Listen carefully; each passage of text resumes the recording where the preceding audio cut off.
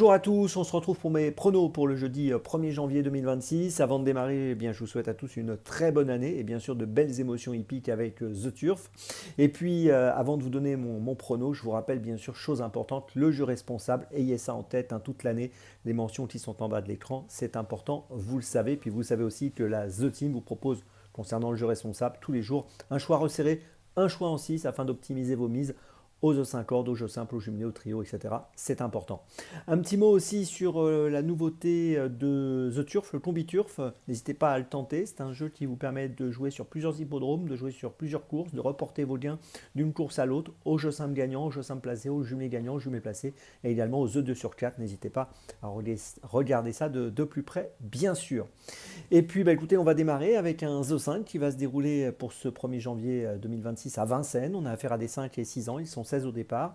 2100 mètres, ce sera la distance, départ autostart. On aura 9 concurrents derrière la première ligne, sur la première ligne, pardon, et nous en aurons 7 sur la seconde ligne. C'est une course dans laquelle on a, semble-t-il, de bons points d'appui. On va en parler tout de suite. Avec en tête, eh bien, Creeper, le numéro 3, qui vient de gagner le prix Oscar Collard à Vincennes le 13 décembre sur ce parcours des 2100. Ce jour-là, il avait le numéro 7, là, il a le numéro 3. Il n'y a pas de raison qu'il ne confirme pas ce succès. C'est un cheval qui a été absent quasiment un an entre novembre 2024 et octobre 2025. Et ici, je pense qu'il est capable de jouer, donc je le répète, le premier rôle. En deuxième position et en base également, je vous propose de suivre de près le 6 Liberté de Choiseul, qui a gagné le prix Ariste Aymar le 6 décembre, un groupe 2. Ce jour-là, c'est Lisa Josselin qui était deuxième, donc la performance est bonne. C'est une jument qui, logiquement, mérite beaucoup de crédit dans cette course et semble être un point d'appui très sérieux. 12 courses courues, 9 victoires. En troisième position, j'ai placé le 9, Lord du Gers. Alors c'est un cheval qui est entraîné par Nicolas Bazir, drivé par Jean-Michel Bazir.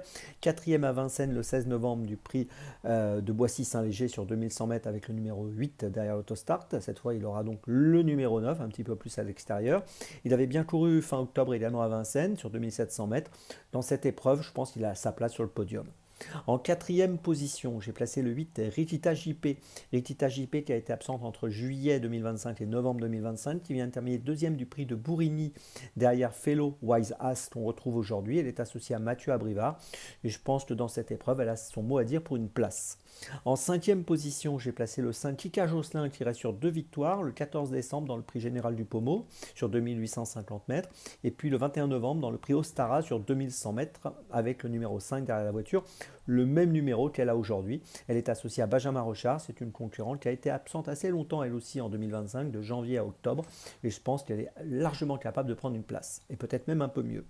Et puis en sixième position, j'ai placé le numéro 7, Fellow Wise Ass, qui a fini cinquième à Vincennes le 13 décembre du prix Oscar Collard derrière Creeper, mon favori donc, et qui avait gagné auparavant le prix de Bourigny devant, je vous l'ai dit, Ritita JP. Sur la foi de ses bonnes performances, il a sa place lui aussi dans les 5. Je vous résume mon choix en 6 donc pour ce The 5 ordre, où les favoris me semblent capables de jouer un très bon rôle. En point d'appui, je vais prendre deux concurrents, les numéros 3 et 6, et puis derrière, je vais placer les numéros 9, 8, 5 et 7. Dans mes jumelles, eh bien écoutez, on va démarrer dans mes jumelles pour cette année 2026 à Vincennes à 13h23, réunion 1, course 2 avec le numéro 9, Gunner. Alors Gunner est un cheval âgé de 10 ans dorénavant.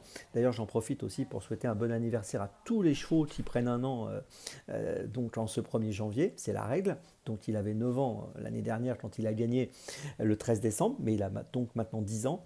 Il a gagné le 13 décembre de belle manière, il était déféré des 4, il est bien engagé dans la course avec 177 680 euros de gain pour une qualif à 185 000. Le seul petit bémol avec lui, c'est qu'il peut être fautif de temps en temps, mais s'il est sage, je pense qu'il peut répéter cette victoire récente, et en plus il est associé à un bon apprenti, donc tout ça est plutôt positif. Le numéro 9, Gunner, donc dans la deuxième à Vincennes, c'est mon premier choix pour dans mes jumelles de la journée. Mon deuxième choix pour dans mes jumelles, ce sera à 15h50, réunion 1, course 6, toujours à Vincennes, le numéro 14, Historique Mosin, qui est bien engagé avec 224 330 euros de gain pour une qualif à 226 000, associé à Jean-Michel Bazir, 35 courses courues, 23 podiums, il vient de gagner à Lyon-la-Soie, et je pense qu'il est largement capable de jouer encore une fois le premier rôle ici, je vous invite à le suivre de près, Historique Mosin, le 14 dans la 6e, c'est mon deuxième choix de la journée.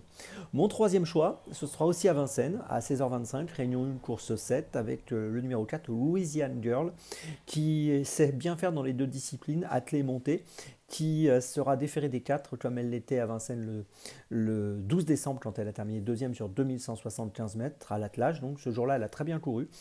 Sur la foi de cette sortie associée à Eric Raffin, je pense que la victoire n'est pas très loin et elle peut être donc pour aujourd'hui, pour ce 1er janvier, le numéro 4, Louisiane Girl, c'est mon troisième choix de la journée.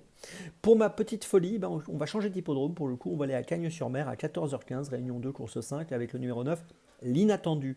Alors l'Inattendu vient de débuter sur les haies pour la première fois, elle a couru à Cagnes et elle est tombée à la dernière haie, c'était le 8 décembre, alors qu'elle semblait en mesure de prendre une place sur le parcours des 3400 mètres. Là, on va être sur 3300 mètres.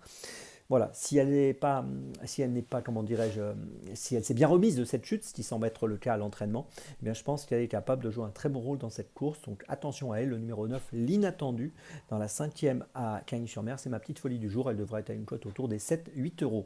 Je vous résume mes choix dans mes jumelles. Tout d'abord, donc dans la 2e à Vincennes, le numéro 9, Gunner, ensuite dans la 6e à Vincennes, le numéro 14, Historique Mosin, ensuite dans la 7e à Vincennes, le numéro 4, Louisiane Girl, et puis ma petite folie, donc dans la 5e de Cagnes-sur-Mer, le numéro 9, l'Inattendu.